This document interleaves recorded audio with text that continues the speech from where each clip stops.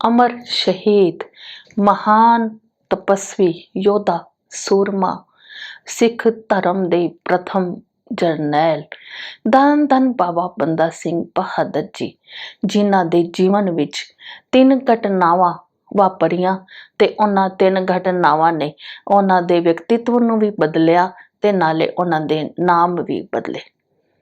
इन्हां दा जन्म रजौरी शहर दे विच रामदेव भारद्वाज जी दे घर होया।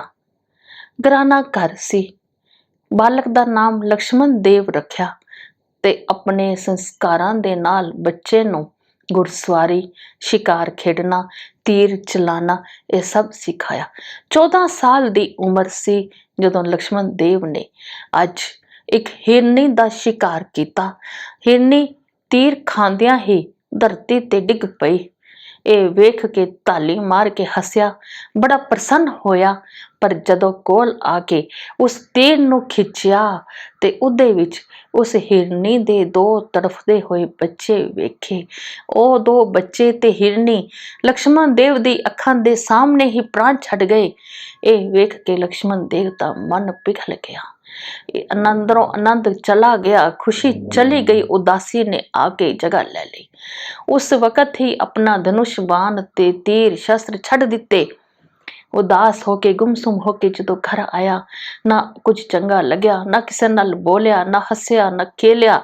घर वालियां ने, सगे संबंधियां ने, यारा दोस्तां ने बहुत समझाया कि ये ते कोई नवी गल नहीं वापरी। जदों शिकार खेडन दा मकसद ही यही है कि जीव नूं मारना, तो फिर इदां क्यों करदे हो। पर मन चित्त दे विचों उदासी नहीं गई। सबब दे नाल उन्हां दे नगर दे विच जानकी दास साधु ते उन्हां दी मंडली आई हुई सी। उन्हां दे दीदारे कीते, गलबात कीती, कुछ हल्की जी शांति मिली ते लक्ष्मण देव उन्हां दी मंडली विच शामिल होके उन्हां दे ही डेरे ते आ गया। जानकी दास जी ने सोचा, होनहार बालक है, सुंदर है, किधरे घर वाले आके इन्हां नूं लै ना जान, तां उन्हां ने उस दा नाम माधोदास वैरागी रखिया। जानकी दास जी दी कुछ समा सेवा कीती, पर मन न बदलिया, अंदरों शांति न मिली, आनंद न आया। तो एक दिन जानकी दास जी दे नाल जदों लाहौर गए, साधुआं दा मेला सी। उत्थे एक होर साधु अपने चेलियां दे नाल, जिदा नाम राम जी दास सी, वो आए हुए सन। उन्हां दे दर्शन कीते, उन्हां दे नाल गलबात कीती, प्रभावित होया ते अपने गुरु जानकी दास साधु नूं हथ जोड़े कि हुण मैं उन्हां दी मंडली विच जावांगा। उन्हां दी मंडली विच चला गया। उत्थे कुछ समा रहे, पर जदों मन दे विच शांति ना आई, आनंद ना आया, चित ना लगया, तो एक दिन उत्थे भी सत्संग विच सुनिया कि तीरथ ते जान नाल सारे पाप कटे जांदे हन, मन नूं आनंद मिलदा है, शांति मिलदी है। तो उथों टुर पए तीर्थ यात्रा करन लई। यात्रा तीर्थां दी करदियां करदियां ये माधोदास वैरागी जी पुज गए महाराष्ट्र दी धरती ते, नंदेड़ साहब जी दी धरती ते। उत्थे एक वैरागी उग्रनाथ अपने चेलियां दे नाल अपनी एक कुटिया बना के रहंदा सी। उदी कुटिया विच गए। उस साधु दे कोलों जंतर मंतर, यंत्र तंत्र, रिधियां सिद्धियां सन। तपस्वी सी, ओदा बड़ा मान सम्मान सी। सब आंदे सन, धियां वाले धियां, पुत्रां वाले पुत्र, अपनी मुरादां पूरियां करदे सन। ये भी उन्हां दे कोलों रह गया, उन्हां दा चेला बन गया, उन्हां दी सेवा कीती। कुछ समा होया कि ओ भी ज्योति जोत समा गया। तो ओ सारा मान सम्मान और रिधियां सिद्धियां, जंतर मंतर ओ माधोदास वैरागी कोलों आ गए। पर अज हुण मान सम्मान भी है, तप भी कर रहा है, पर अजे भी मन नूं शांति नहीं मिली। मन विच ओही उदासी, ओही खोज कि सच्चा आनंद की है, इस पाप तो किदां बचां। इधर धन गुरु गोबिंद सिंह साहिब जी, जिन्हां दे 2 साहिबजादे जो सरहंद दी नीवां दे विच चिनवाए गए ते 2 चमकौर गढ़ी दे विच जंग दे विच शहीद हो गए। ये जदों माछीवाड़ा तो होंदियां होया नंदेड़ साहब जी विच गए, जा रहे सन बहादुर शाह कोलों कि वो मुगलों दा बदला लवे, पर ओदी नीयत ना वेख के जदों भाई दातू जी दे नाल मिले ते दातू जी ने दस्या कि किधरे भुल के माधोदास वैरागी दी कुटिया विच ना जाना, क्योंकि उसने अपनी कुटिया विच एक पलंग रखा होया है, 4 बीड़ रखे हुए हैं। उस पलंग दे उत्ते जदों कोई साधु पीर फकीर महापुरुष जाके बैठता है तो उसदे ओ बीड़ पलंग उल्टा देंदे हैं। धन गुरु गोबिंद सिंह साहिब जी मुस्कुराए ते मन विच सोचते हैं कि मैनू ऐसे ही शख्स की लोड़ है जेड़ा महापुरखां दे साधुआं दे पीरां फकीरां दे तखत नहीं मुगल साम्राज्य दा तखत उल्टा देवे। उथों सीधा ही चल के माधोदास वैरागी दी कुटिया विच आए, आके पलंग ते चौकड़ा मार के बैठ गए ते सिखां नूं आख्या लंगर तैयार करो। जदों ਇਹ ਵੇਖਿਆ कि अज एक महापुरुष पलंग दे उत्ते चौकड़ा मार के बैठा है ते माधोदास वैरागी जी दे बीड़ा ने अलंकारा ने बहुत प्रयास किया, पलंग ना उल्टा सकिया ते दौड़दे दौड़दे अपने बाबा माधोदास वैरागी जी कोलों जो गोदावरी दे किनारे ते बैठे तप कर रहे सन जाके दसिया कि अज तुहाडे पलंग दे उपर एक महापुरुष आके बैठे हैं, साडे कोलों पलंग नहीं उल्टिया गया। उसे वक्त ही उथों खलो के अपने रिधियां सीधियां जंतर मंतर छड्डदा होया बाबा माधोदास वैरागी जी कलीचड़ियां वटदियां होया जदों अपनी कुटिया दे कोलों आए, पर आके जदों अपने पलंग दे उत्ते बैठे होए धन गुरु गोबिंद सिंह साहिब जी दे दीदारे कीते ते अंदर आनंद आ गया। बाणी विच भी सतगुरु जी प्रमाण करते हैं, आनंद भया मेरी माए सतगुरु मैं पाया। वो आनंद वो खेड़ा अंदर आया जिस दी कई समा तो उड़ीक सी।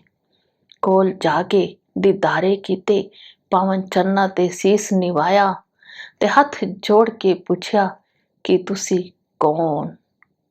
धन गुरु गोबिंद सिंह साहिब जी आखन लगे माधोदास अपनी सूरत नू जोड़ के वेख कि असी कौन हाँ। अखां मीटियां सूरत जोड़ी अखां खोल के आखदा है कि तुसी धन गुरु गोबिंद सिंह साहिब जी हो। धन गुरु गोबिंद सिंह साहिब जी ने सिर हिलाया, मुस्कुराए ते पूछया कि तू कौन।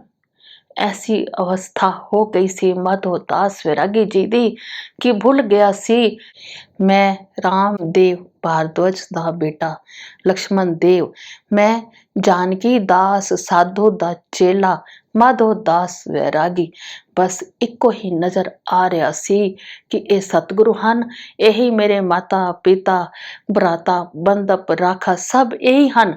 ते दो हथ जोड़ के अपनी रस्सां दे विचों यही कढ़िया कि मैं आप जी दा बंदा। बंदा जिदा अर्थ है गुलाम। सतगुरां ने दो हत्थां नाल माधोदास वैरागी जी नूं चुक्या, सीने नाल लाया ते आख्या जे बंदा है ते उठ बहादुरां वाले काम कर। अमृत दी दात बख्शी ते नाले ना रखिया बंदा सिंह बहादुर। इन्हां नूं अपना साहिबजादियां दा पिता गुरु तेग बहादुर जी दा शहीदी दा सारा किस्सा सुनाया। खोल उठ्या अंदरों खून ते बाबा बंदा सिंह बहादुर जी नूं धन गुरु गोबिंद सिंह साहिब जी ने हुक्मनामा 5 तीर ते शस्त्र ते नाले 5 प्यारे ते नाले 20 सिंघां दे नाल पंजाब दी धरती ते भेज दिता कि जाके मुगल साम्राज्य दी इट नाल इट खड़का दो। नदेड़ साहब तो चलदियां होया हौली हौली ते मुगलों तो बचदियां होया इन्हां नूं समाना पहुंचण दे विच 1 साल लग गया। रस्ते दे विच खबर मिल गई कि धन गुरु गोबिंद सिंह साहिब जी ज्योति जोत समा गए हैं। होर खून खोलिया कि छेती नाल युद्ध करां ते मुगल साम्राज्य नूं हिलावां। सब तो पहला इन्हां ने समाना फतेह किया क्योंकि उत्थे दा रहन वाला जलालुद्दीन जिसने धन गुरु तेग बहादुर जी नूं ते छोटे साहिबजादियां नूं शहीद किया सी। फिर उस तो बाद उन्होंने सरहंद वजीर खान नूं मूंह दी मारी। वजी सरहंद फतेह करके जदों पंजाब दे सिखां पंजाब पहाड़ियां राजियां नूं फतेह कीती तां उन्होंने ना ते अपना ਕਿੱਥੇ ਕੋਈ ਰਾਜ ਕੀਤਾ। ਜੋ ਜ਼ਮੀਨਾਂ ਸਨ ਉਹ ਵੀ ਜਿਹੜੇ ਵਾਹੁੰਦੇ ਸਨ ਉਹਨਾਂ ਨੂੰ ਜ਼ਿਮੀਂਦਾਰ ਬਣਾ ਦਿੱਤਾ।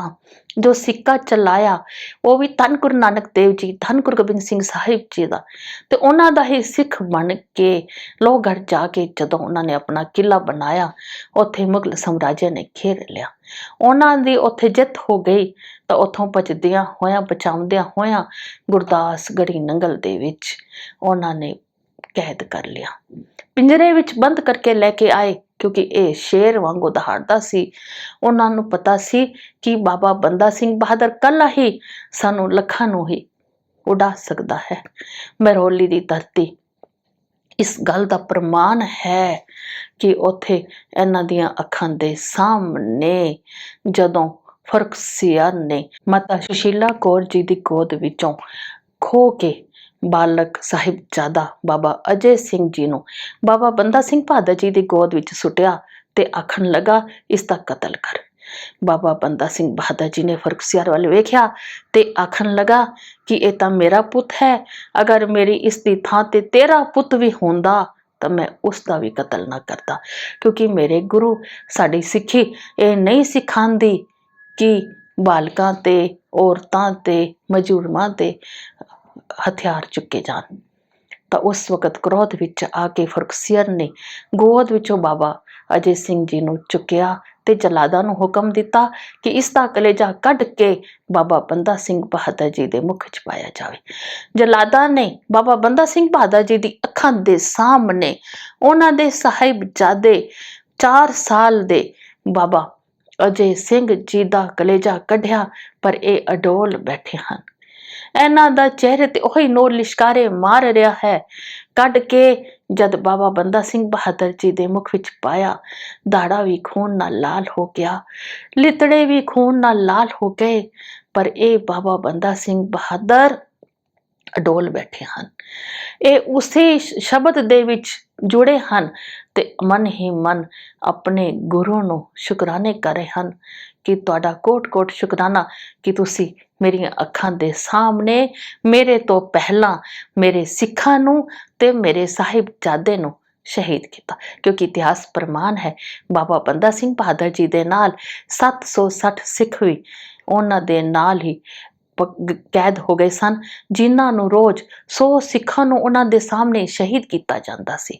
ਉਹਨਾਂ ਦੇ ਵਿੱਚ ਇੱਕ ਬੱਚਾ ਵੀ ਸੀ, ਨੌਜਵਾਨ, ਜਿਸ ਦੀ ਨਵੀਂ ਸ਼ਾਦੀ ਹੋਈ ਸੀ। ਉਸ ਦੀ ਮਾਂ ਕੋਤਵਾਲਾਂ ਨੂੰ ਮਿਲਦੀ ਹੋਈ, ਸਿਫਾਰਿਸ਼ਾਂ ਕਰਦੀ ਹੋਈ ਉਸ ਥਾਂ ਤੇ ਪੁੱਜੀ ਜਿੱਥੇ ਉਸ ਦੇ ਬੱਚੇ ਦੀ ਸ਼ਹੀਦੀ ਸੀ, ਤੇ ਜਾ ਕੇ ਆਖਿਆ ਕਿ ਇਹਨੂੰ ਛੱਡ ਦਿਓ, ਇਹ ਗੁਰੂ ਦਾ ਸਿੱਖ ਨਹੀਂ ਹੈ। ਜਦ ਉਹਨੂੰ ਸ਼ਹੀਦ ਕਰਨ ਤੋਂ ਪਹਿਲਾਂ ਜਲਾਦਾਂ ਨੇ, ਕੋਤਵਾਲ ਨੇ ਕਿਹਾ ਕਿ ਤੈਨੂੰ ਸ਼ਹੀਦ ਨਹੀਂ ਕਰਾਂਗੇ, ਤੈਨੂੰ ਛੱਡਾਂਗੇ, ਤਾਂ ਪੁੱਛਦਾ ਹੈ ਕਿਉਂ? ਆਖਣ ਲੱਗੇ, ਵੇਖ ਤੇਰੀ ਮਾਤਾ ਆਖਦੀ ਹੈ ਕਿ ਤੂੰ ਗੁਰੂ ਦਾ ਸਿੱਖ ਨਹੀਂ ਹੈ। ਸਾਹਮਣੇ ਵੇਖਿਆ ਉਸ ਦੀ ਮਾਂ ਖਲੋਤੀ ਸੀ ਤੇ ਕੋਤਵਾਲ ਨੂੰ ਆਖਦਾ ਹੈ, ਇਹ ਔਰਤ ਝੂਠ ਬੋਲਦੀ ਹੈ, ਇਹ ਮੇਰੀ ਮਾਂ ਹੀ ਨਹੀਂ ਹੈ, ਮੈਂ ਤੇ ਗੁਰੂ ਦਾ ਸਿੱਖ ਹਾਂ, ਮੈਨੂੰ ਸ਼ਹੀਦ ਕਰ ਦੋ। ਇਹ ਜਜ਼ਬਾ ਸੀ ਸਿੱਖਾਂ ਦਾ ਜੋ ਨਾਲ ਸਨ, ਤੇ ਮਨ ਹੀ ਮਨ ਬਾਬਾ ਬੰਦਾ ਸਿੰਘ ਬਹਾਦਰ ਜੀ ਸ਼ੁਕਰਾਨਾ ਕਰ ਰਹੇ ਹਨ ਅਕਾਲ ਪੁਰਖ ਦਾ, ਧੰਨ ਗੁਰੂ ਗੋਬਿੰਦ ਸਿੰਘ ਸਾਹਿਬ ਜੀ ਦਾ, ਕਿ ਤੁਸੀਂ ਮੇਰੇ ਸਿੱਖਾਂ ਨੂੰ ਵੀ ਤੇ ਮੇਰੇ ਸਾਹਿਬਜ਼ਾਦੇ ਨੂੰ ਵੀ ਮੇਰੀਆਂ ਅੱਖਾਂ ਦੇ ਸਾਹਮਣੇ ਸ਼ਹੀਦ ਕਰਤਾ। ਤੇ ਫਿਰ ਉਹਨਾਂ ਨੂੰ ਜਲਾਦਾਂ ਨੇ, ਫਰਖਸੀਅਰ ਨੇ ਹੁਕਮ ਦਿੱਤਾ, ਜਮੂੜਿਆਂ ਨਾਲ ਉਹਨਾਂ ਦਾ ਮਾਸ ਨੋਚ ਕੇ ਇੱਕ ਇੱਕ ਅੰਗ ਦੇ ਨਾਲ ਉਹਨਾਂ ਨੂੰ ਸ਼ਹੀਦ ਕਰ ਦਿੱਤਾ। ਐਸੀ ਸ਼ਖਸੀਅਤ ਸਨ ਬਾਬਾ ਬੰਦਾ ਸਿੰਘ ਬਹਾਦਰ ਜੀ, ਜਿਹੜੇ ਸ਼ਹੀਦ ਹੋ ਗਏ, ਅੰਗ ਅੰਗ ਨਚਵਾ ਗਏ, ਪਰ ਧਰਮ ਨਹੀਂ ਛੱਡਿਆ, ਗੁਰੂ ਦਾ ਪਿਆਰ ਨਹੀਂ ਛੱਡਿਆ।